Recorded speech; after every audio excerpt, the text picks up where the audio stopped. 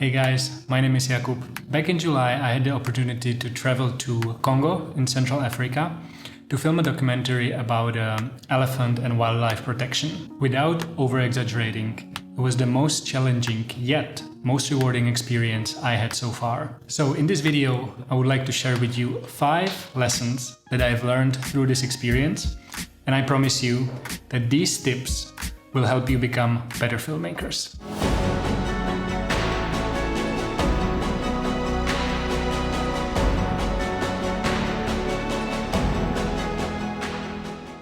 So to give you a little backstory to this project, back in January, me and my friend have decided that we would like to do a project together, and ideally something that has a positive impact.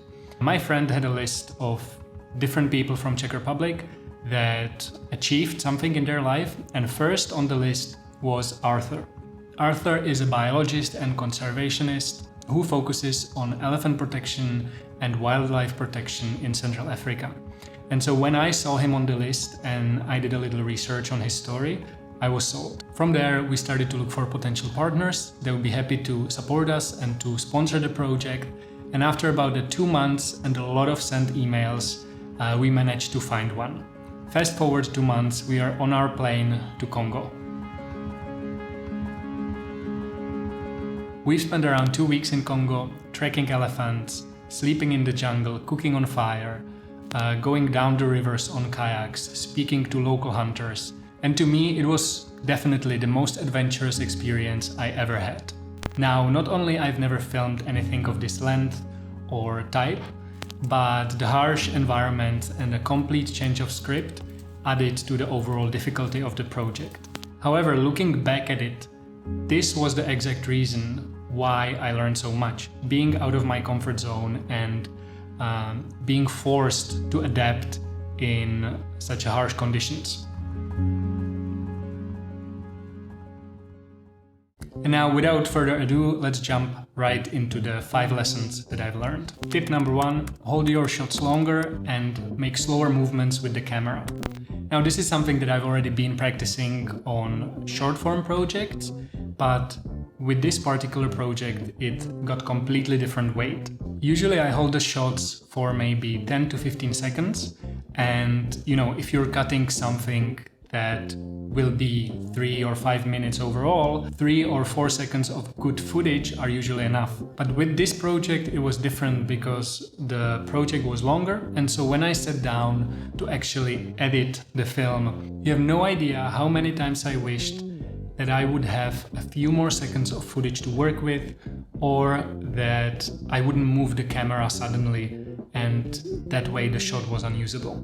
And once again, I was the editor of this project as well, so I was kind of shooting with already having the cuts in mind. But if I would be sending this to an external editor, or you would be sending a project to an external editor, you definitely want him to have enough coverage, enough footage, so he can tell the story effectively.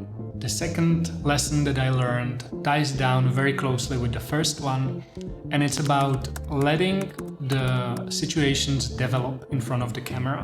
There were so many situations, especially in the beginning of the expedition, where I would be recording something and in my mind I thought I got the shot, so I stopped the recording, and right after that something important happened in front of the camera. And obviously, because these are split seconds, I wasn't able to hit the record button again and catch the moment, and oftentimes these were moments that couldn't be replicated. Quickly I learned this lesson, and after a few days into expedition I was already practicing it. And to be absolutely honest with you, some of the best moments that I used in the film happened just like this. They appeared spontaneously in front of the camera, and I was glad that I didn't stop the recording and then I could capture them. So remember, don't be in the rush and let the things develop in front of the camera. Don't hit that stop button too fast.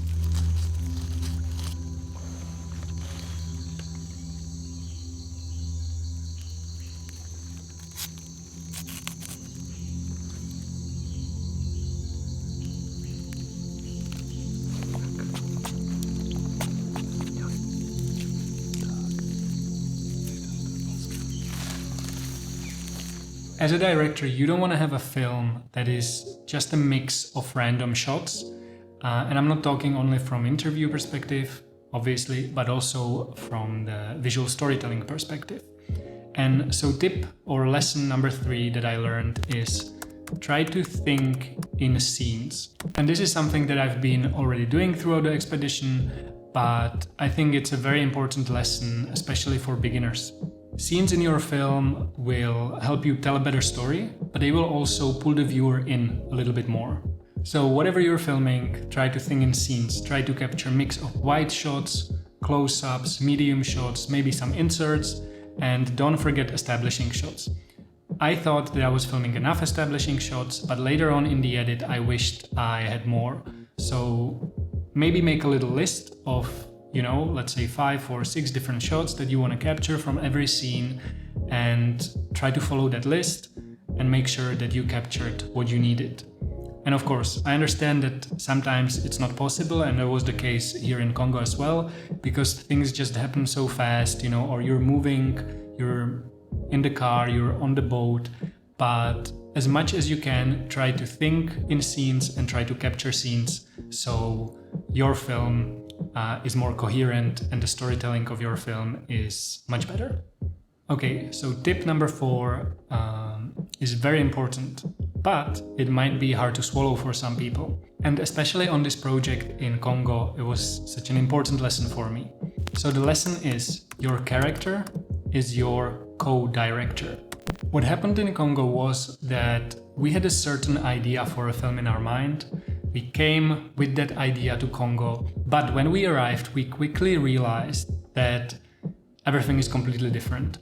Things were taking a different direction, things weren't going as we planned. And so in moments like this, you have to make a decision. The decision I made was to not push the idea that we had, because it would be a struggle, but to let Arthur, who obviously knows how to move in the country, he knows why he's there, he knows what is his mission, to kind of let him lead the expedition and direct him in a way that I know that the film will make sense in the end, but the story completely changed. And I think this is important to realize when you're making a documentary about someone, you are the director, but you are not the person who knows the most or who's been immersed in the topic or in the story. So it's extremely important to realize that and to see yourself more as someone who's looking at the character, feeling the character, following the character, and molding what is happening into a story, into a film. And this doesn't mean that you let things go to completely opposite direction, but it means that you kind of connect with the flow, you go with the flow, and you direct that flow together with the character. And I can tell you, often you just have to throw your ego out of the window because you have something in mind and you're realizing that it's not going to be what you imagine. And as I said, you can either accept it, move with it, and try to create the best possible work you can, or you can get stuck with your ego, and I'm telling you, that will just ruin the whole experience for everyone. Last lesson is something that I've learned when I was actually editing the project, and unfortunately I wasn't able to implement it as much as I would like to in the film. And the lesson is, show what is happening instead of saying it. I think that often as filmmakers we try to use voiceover or interviews to describe the situation, and to transmit the information to the viewer.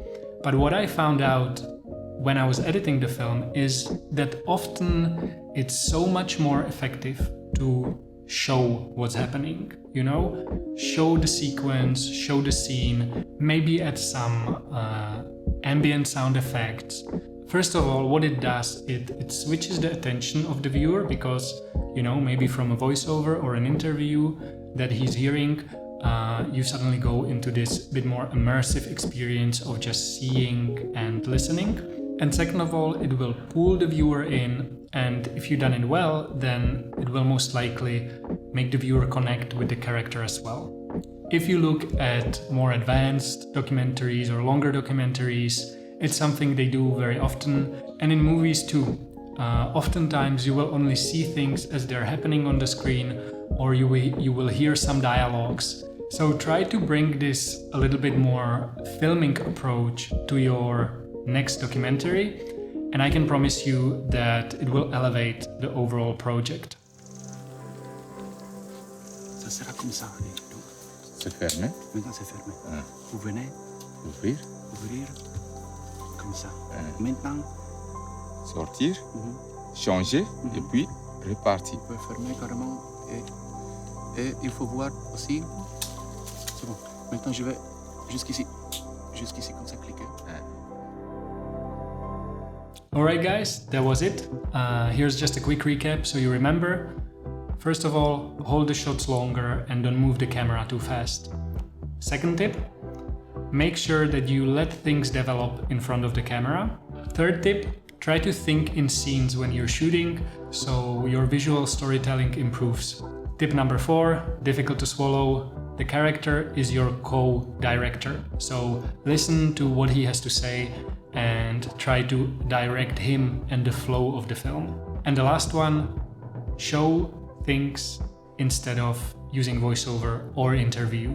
It will give your film a much higher end filming feeling and it will elevate your overall project. I hope you liked the video and that these tips will help you improve your work and help you become a better filmmakers. These are not the only lessons that I've learned in Congo, because the experience was so enriching and we were moving out of our comfort zone. So I got to learn lessons about who I am, about my values, and I think this would be a video on its own. So if you would like to see a video like that, let me know down in the comment section. Have a good day wherever you are, practice those lessons, and I'll see you in the next video. Peace.